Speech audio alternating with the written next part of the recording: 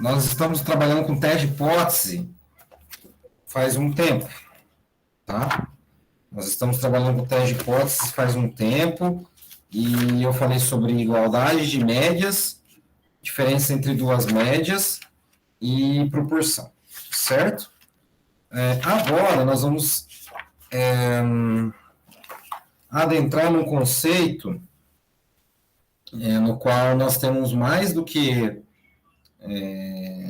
dois ou três blocos de informações ou três conjuntos de dados do tipo independentes e aleatórias, né, extraídas de populações normais e que as variâncias, né, as populações devem ter variâncias iguais.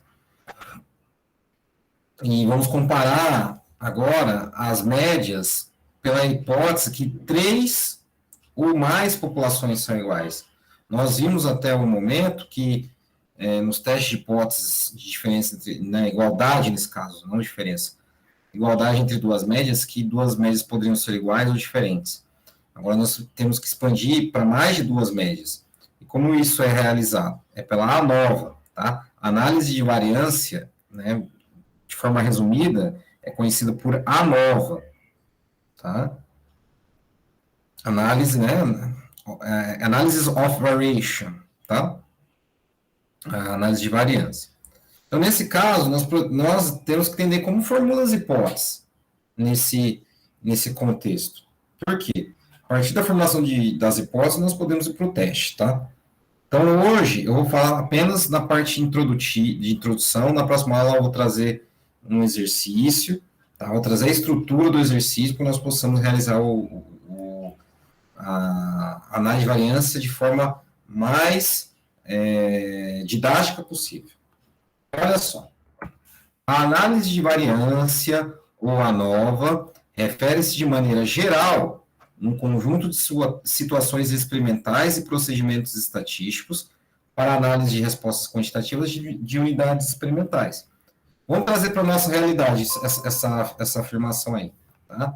Quando a análise de variância refere-se a situações experimentais, a economia, né, com os seus dados, com as suas informações, ela também pode ser tratada como uma situação experimental, a partir do momento que você compila os dados de três ou mais variáveis, e aí você realiza um modelo econométrico, ou analisa realmente uma comparação de médias entre essas três informações, e aí você tenta verificar se há igualdade ou não, tá? Por exemplo, se você pega uma população de três, né, uma amostra de média de salários de três cursos diferentes da UEMP, contábeis, ADM e economia. Você tem um conjunto de dados e você atribui esse conjunto de dados à independência, porque os alunos de economia são independentes dos alunos de contábeis, são independentes em termos de estatística, a independência, tá?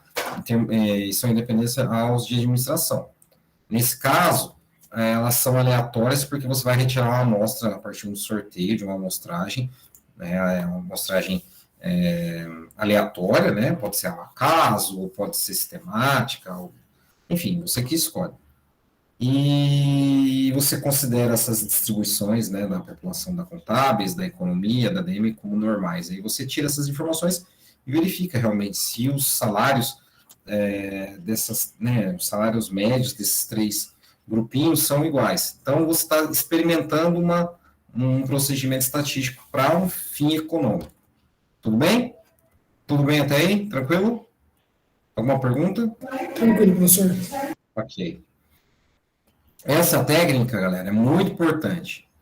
Por que muito importante?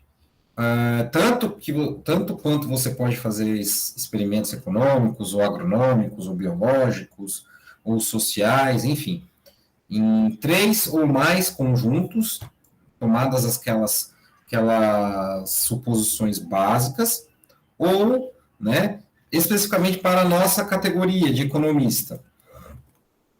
Quando nós trabalhamos com econometria, que é a matéria do ano que vem, nós realizamos um processo econométrico, que é a geração de um modelo econométrico, que esse modelo econométrico, ela advém da regressão linear, para você entender a parte de validar o modelo, né, para o modelo ter uma validade, você tem que passar pela análise de variância, tá? Então, não é uma coisa que vai ser jogado fora, essa aprendizagem. Então, vai ser muito importante para o ano que vem. Então, se você entender o conceito hipotético da análise de variância, para depois, na prática mesmo, você realizar modelos econométricos, saber interpretar o teste F, que é o teste que a análise de variância está embasado, você vai ter sucesso na disciplina. Caso contrário, você vai ter que estudar tudo de novo. Então, vamos lá. Vamos pegar essa primeira parte de hoje e aprender, pelo menos, a teoria da análise de variância, que na próxima aula eu complemento com um exercício. Tudo bem? Tranquilo? Então tá bom.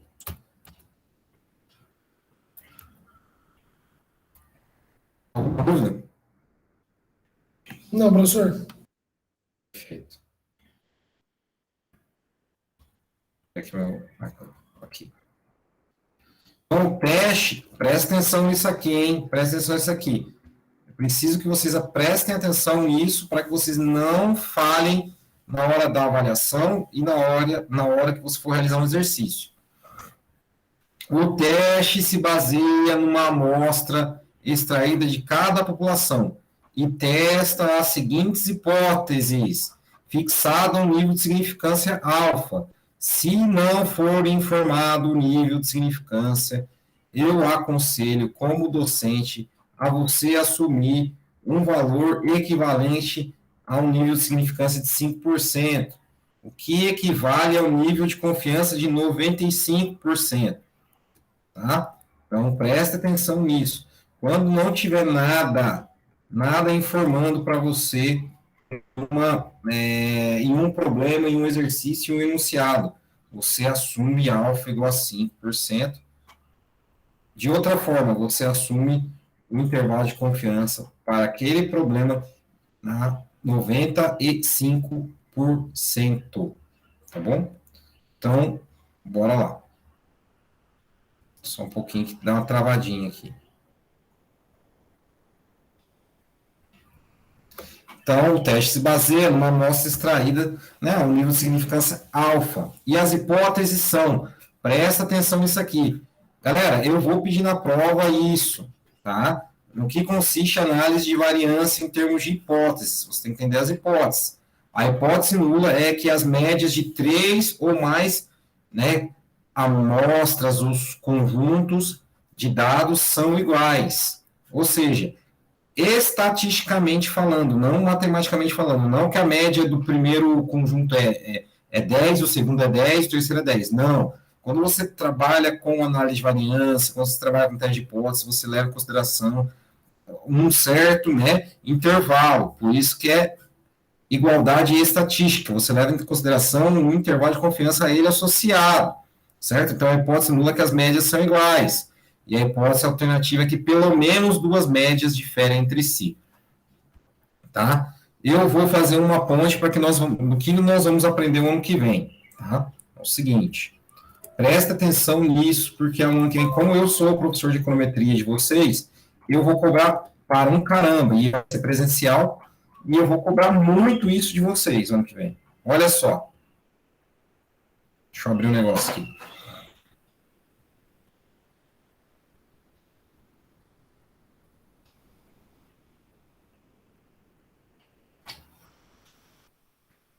Presta atenção aqui, ó.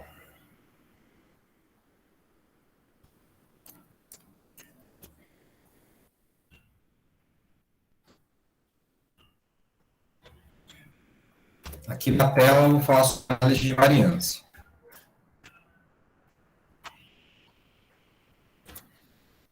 Análise de variância, para quem não sacou ainda, é o seguinte, ó, a nova, né?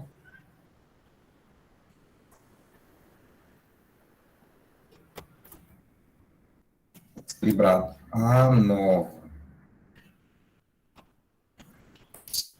A nova é o seguinte, você tem lá variáveis aqui, ó. Variáveis. x1, x2, até xn, n variáveis, beleza? Você tem aqui observações. x1, 1, x2, 1, xn1. E assim vai até x1m, x2m, xmn, beleza?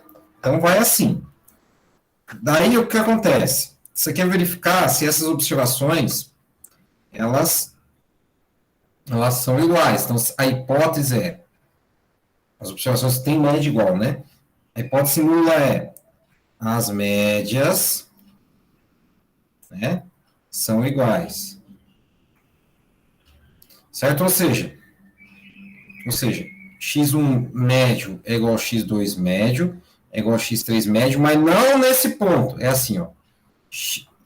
x1 mais erro, mais ou menos erro, é igual a x2 mais ou menos um termo de erro, é igual a x3 mais ou menos termos de erro. São os intervalos de confiança deles associados. A hipótese nula aqui, pelo menos um é diferente. Se pelo menos um é diferente, nem todos são iguais. Agora, pega a ponte aqui para o ano que vem. Econometria. Beleza? Econometria. Na econometria, em termos de matemática, você cria uma função y f de x1, x2, x3 até xn. Certo? É a mesma coisa. Você tem os dados tabulados aqui, você cria uma função. Baseado na teoria econômica. Ou seja, você vai criar uma função baseada na teoria econômica. Por exemplo, vocês estão no segundo ano, não estão? Vocês não estão no segundo ano de economia? Não é verdade? Então tá. O que vocês estão aprendendo em microeconomia? Vocês estão aprendendo em microeconomia? O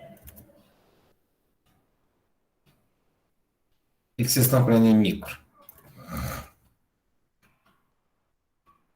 Senhoras e senhores,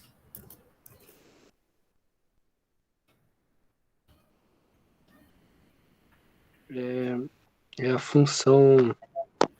e a produção? Que aí faz os cálculos do oferta, demanda.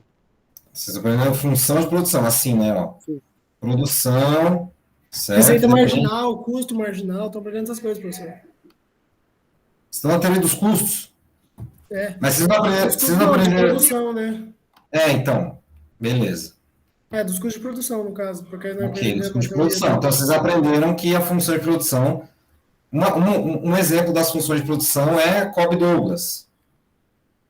Aprendemos. Beleza? Uhum. Cobb-Douglas. Cobb-Douglas. Certo? Uma forma de, vocês vão aprender no que vem que uma forma de escrever a Cobb-Douglas é essa aqui, ó. Alfa vezes K mais L, né? B, beta, né? Alfa vezes K mais beta vezes L mais sei lá, um teta aqui. Certo? Se eu não me engano, a gente aprendeu que tinha que fazer o cálculo daí. Isso. Ok. Vocês vão aprender que o objetivo da econometria é achar o alfa e achar o beta. Beleza? Achar o alfa e achar o beta. Só que esse alfa e o beta são parâmetros. Parâmetros. Você tem que achar, né? Parâmetro. Como faz para achar? Pois eu ensino a técnica lá no fim do ano, que é a regressão linear. Entretanto, esses parâmetros são números, só que eles são valores, como posso dizer para vocês?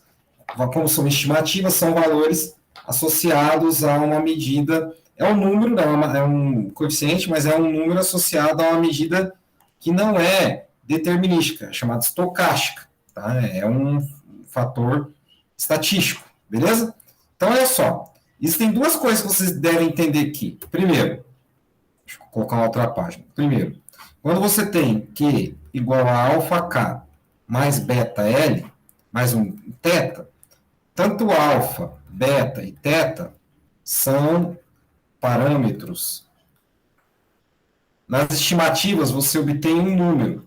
Entretanto, esse número está associado a uma variável aleatória. Certo? Está associado a uma variável aleatória.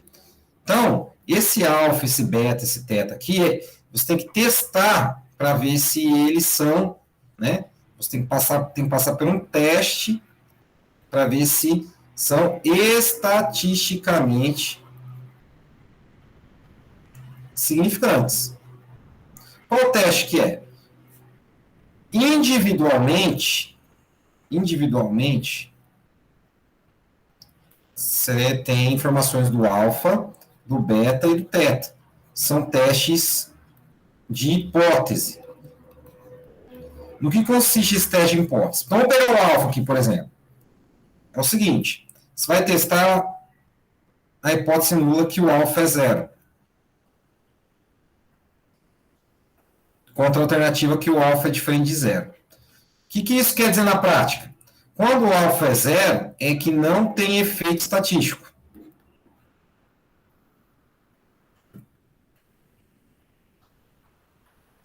Caso contrário, tem efeito. Aqui que vocês vão ter que tomar um cuidado.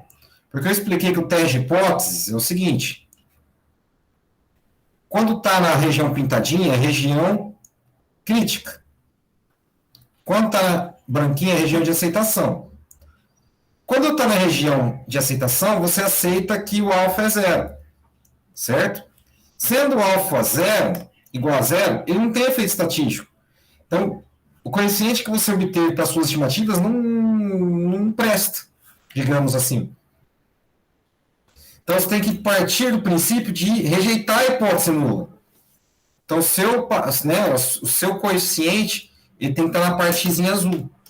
Ou seja, aceitar, rejeitar a hipótese nula, onde o seu parâmetro estimado tem que estar aqui. Beleza? Isso é o primeiro passo, são os testes de hipótese dos parâmetros.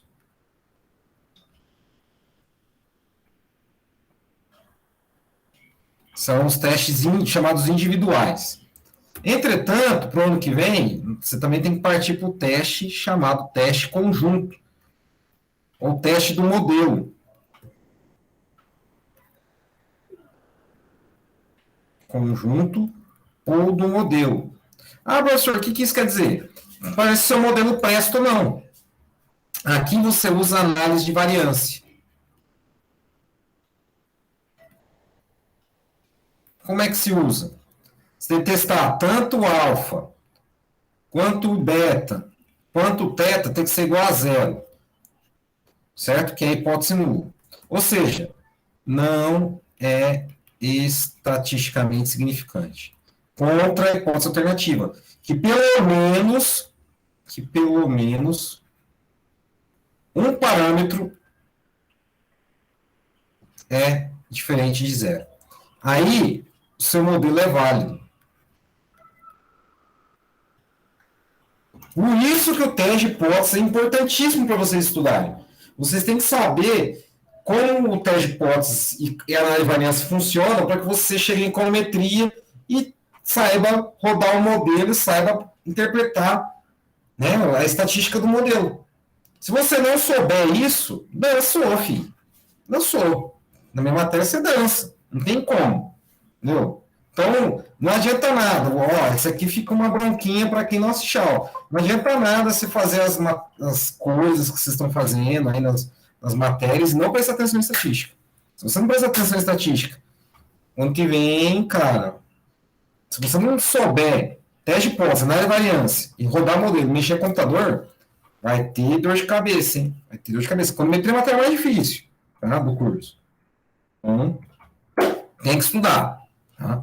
Tem que se garantir. Alguma dúvida? Não, professor. Por enquanto, Ok. Então, beleza. Vamos voltar lá para a apresentação, então.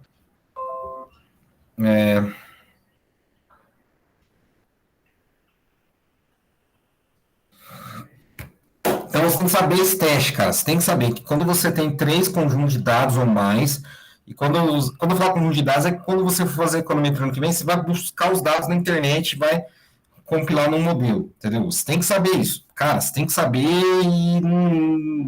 Tem que saber. Tem que saber formular as hipóteses para você não se perder, tá? As médias são iguais, pelo menos 2 médias diferentes entre si. A mesma coisa dos parâmetros.